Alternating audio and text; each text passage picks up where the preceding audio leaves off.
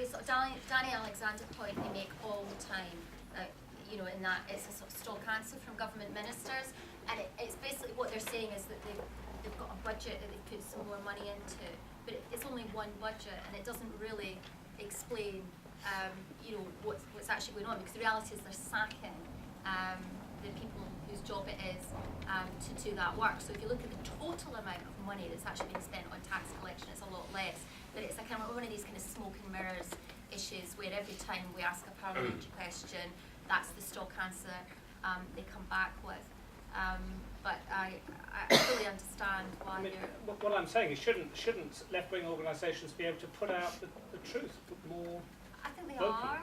I honestly think they are. I think they're just not getting heard on the mainstream media, are they? We had Mark Serwotka here earlier on, and they've done a huge amount of work on this issue for a long, long time, long before it was fashionable.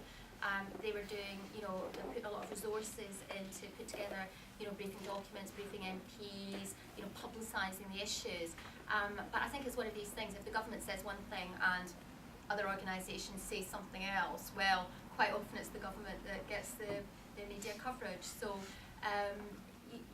you know, unless you have a minister, perhaps maybe in front of a select committee, where maybe you could, you know, you could trip them up. It's very, very difficult. It's particularly difficult in the House of Commons, where you get to ask one question and they get to give an answer, and then it's on to the next person. So, you know, I mean, I think you're absolutely right to highlight the issue, but it's one of those ones where they just keep repeating their mantra, and actually when you examine it, it's, you know, there's nothing in it, and maybe some things the media should really be focusing on a lot more. I've spoken publicly about the MP's pay rise before, so I don't mind talking about it. In my view is that really at this time it would be unacceptable, I think, to most people that members of Parliament should get a pay rise when there's a freeze in the public sector, and most people's living standards, as we've already discussed this evening, are going down. That's not really about are MPs worth more than teachers, or are they worth more than accountants or doctors or head teachers or whatever. I don't think that's the way to look at it. My view is that being an MP is not a job in any normal sense, it's a role, and therefore, you know, it's not about are you worth less or more than, you know, a secretary or a doctor or a general practitioner or anybody else.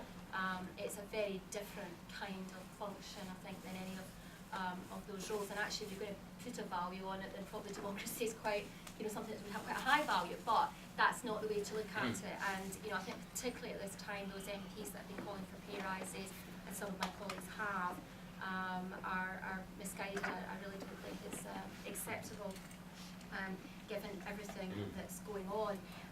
In terms of the demonisation of the poor, of immigrants, of a whole range of different groups, and it's, you know, the list goes on, if you like. I mean, well, the real culprits get off scot-free. Yeah, exactly, and it's always happens, isn't it? You know, it's not a new experience, and I think particularly when times are difficult, then you look for somebody to blame, and it's often those that are easiest to kick are the people that get the blame. And the Labour Party, the trade union movement, yes, need to be doing a lot more to explain that to people, and to actually, in the same way that we've talked about in terms of the welfare issue, the tax issue, actually getting some of the facts into the debate.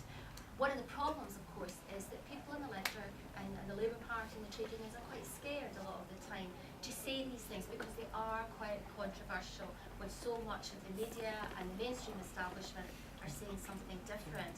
And therefore, you know, I think one of the things we've seen increasingly over the last few decades is a willingness by politicians not to say what they believe, but to say what they think is popular and what focus groups tell them people think already, rather than actually providing leadership and using their positions and their movements to educate.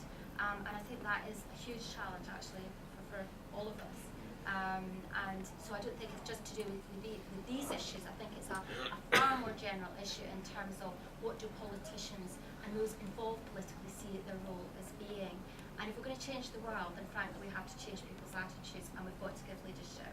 And you know, that is actually what the Labour Party, in my opinion, was created to do. So it's not just about the poor or about immigrants. It's a shame that Owen Jones isn't here today, because of course his book Chavs was all about these issues.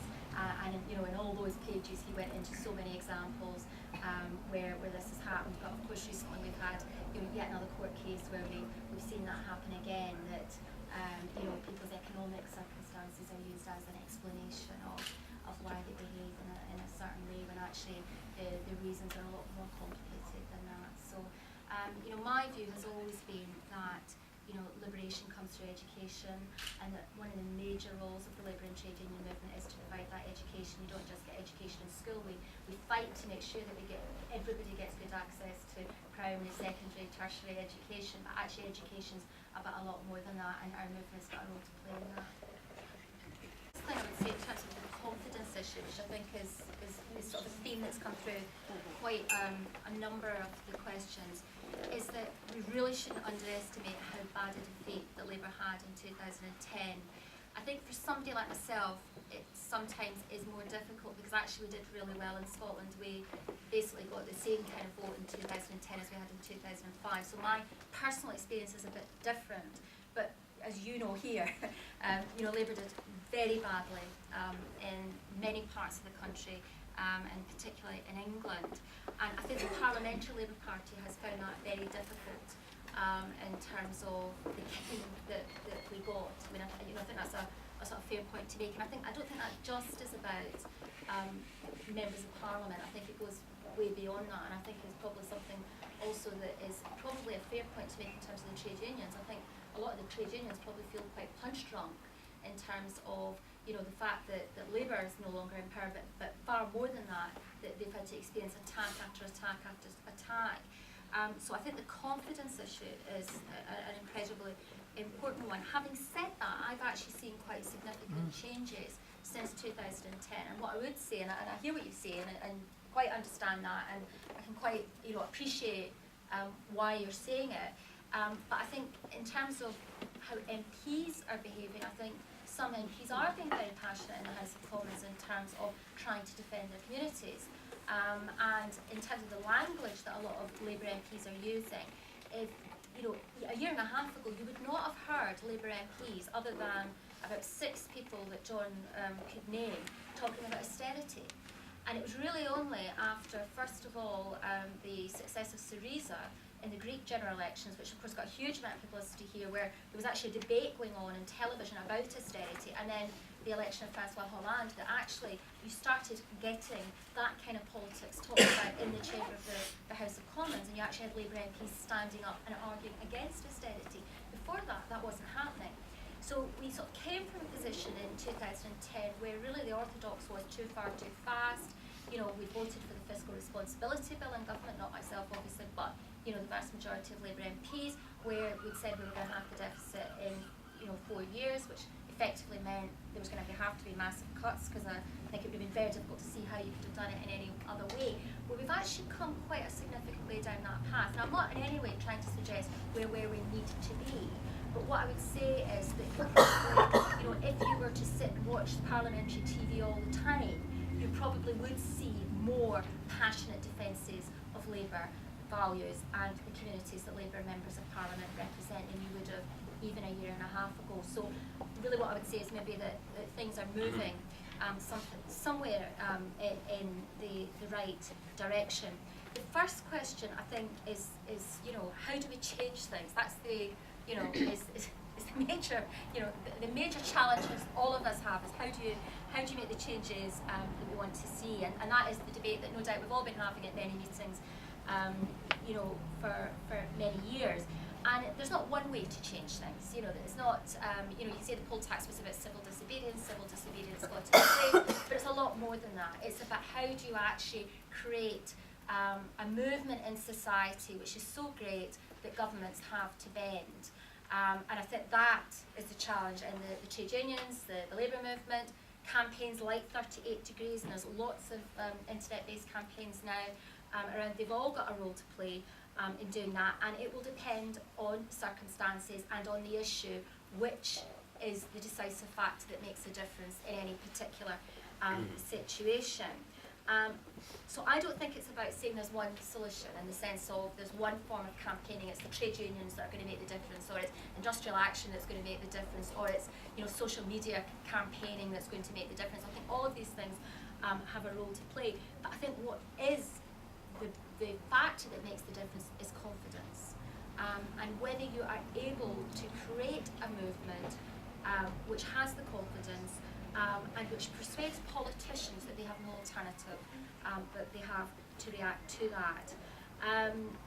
The national minimum wage didn't come out of nowhere. I hear what you say about the Agricultural Wages Board, but I do assume there was lots of people working in the rural community in Galway and Upper Nithsdale in the 1990s that were earning way below Agricultural Wages Board's wages.